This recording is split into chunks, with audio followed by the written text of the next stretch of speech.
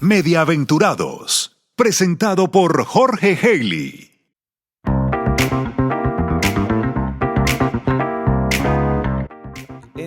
Tú tienes muchos años de experiencia en la consultoría y obviamente en los últimos años el incremento de las plataformas, o mejor dicho, el surgimiento de las plataformas como Spotify, Apple Music, incluso Amazon y ahora hasta también YouTube, naturalmente impactaron en las audiencias de radio. Y ahí quería consultarte en qué medida, en tu experiencia como consultor, has visto esa afectación en las audiencias de la radio musical tradicional y obviamente cómo se combate, o sea, o qué se le recomienda a una radio que haga ante un contexto donde las plataformas crecen tan fuertemente.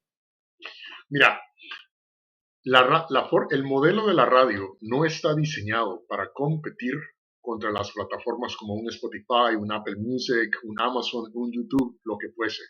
Porque estas plataformas básicamente es un servicio de on demand para el cliente, donde vos o yo o tu hijo o el vecino agarra, se mete a la aplicación y pueden escuchar en esta plataforma la nueva canción de Dua Lipa, me gusta muchísimo, la voy a escuchar 10 veces seguidas. O Justin Bieber tiene un nuevo dueto con, qué sé yo, Lady Gaga, con quien fuese, ¿verdad?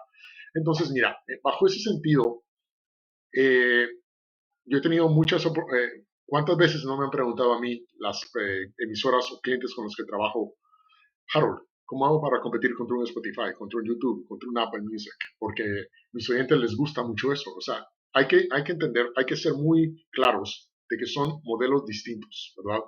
La radio no puede competir de esta manera.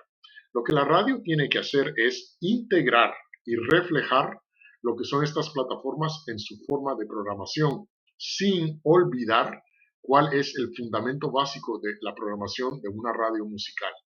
No, ahí quería consultarte. O sea, la sugerencia hoy a una radio es decirle, oiga, arme también su perfil en una plataforma de estas para compartir la música. ¿Entiendo que es así o entendí mal? No, o sea, mira, lo que tienes que, la radio ahora tiene que ser un poco multifacética, ¿verdad? Porque, o sea, estamos entendiendo también de que eh, una canción que empieces a emitir en la radio, lo más probable es que ya ha surgido en las redes, ya ha tenido cierto desarrollo y cierto crecimiento en las redes.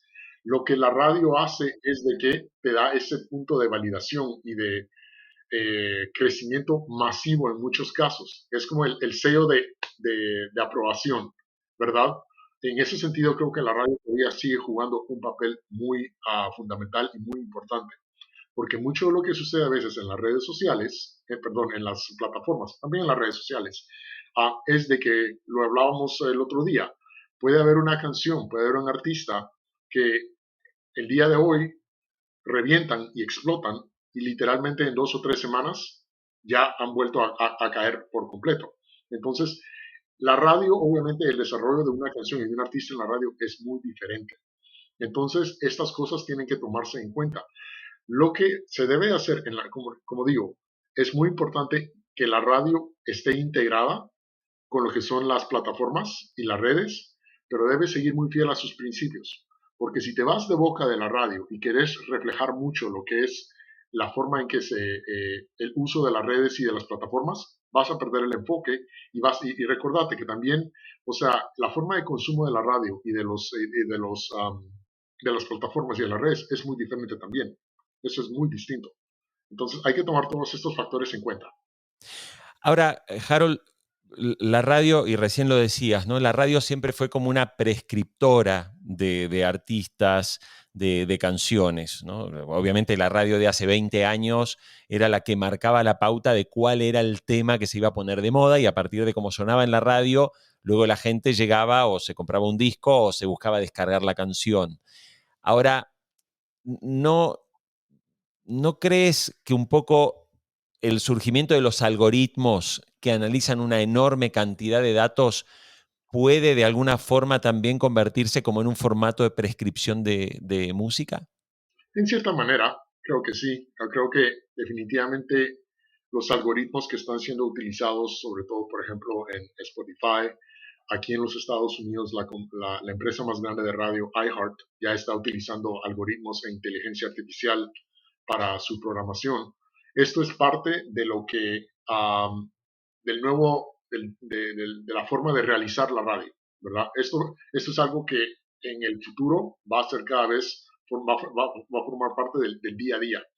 Pero también yo soy muy partidario de que el elemento humano no lo podés eliminar, porque el elemento humano siempre es aquello que lo que te va a hacer una diferencia y lo que te va a dar la oportunidad de diferenciarte del resto, ¿verdad?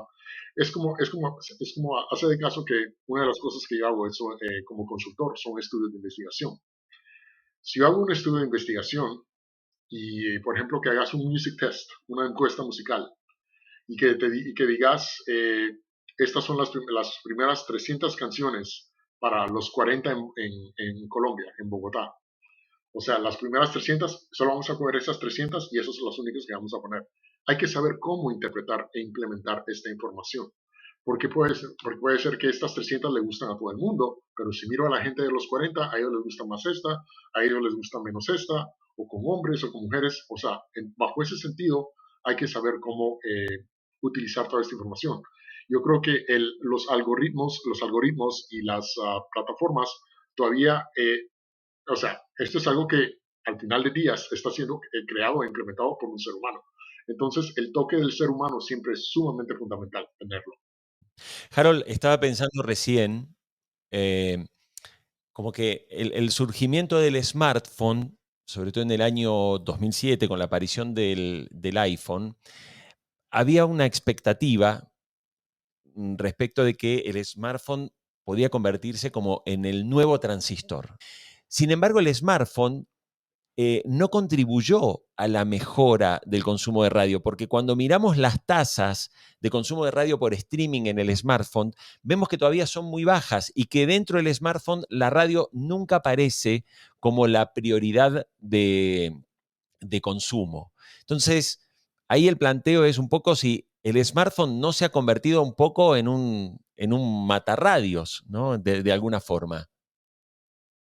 Mira, de nuevo, es otra opción para elegir, para poder escuchar música. Yo diría que tal vez como industria no hemos hecho un buen trabajo de coger el smartphone y hacerlo un aliado para poder tener otro dispositivo para poder eh, transmitir un transistor, como dijiste. Entonces yo creo que definitivamente esa ha sido una de las áreas en las que la radio tal vez definitivamente hubiese podido hacer un mejor trabajo.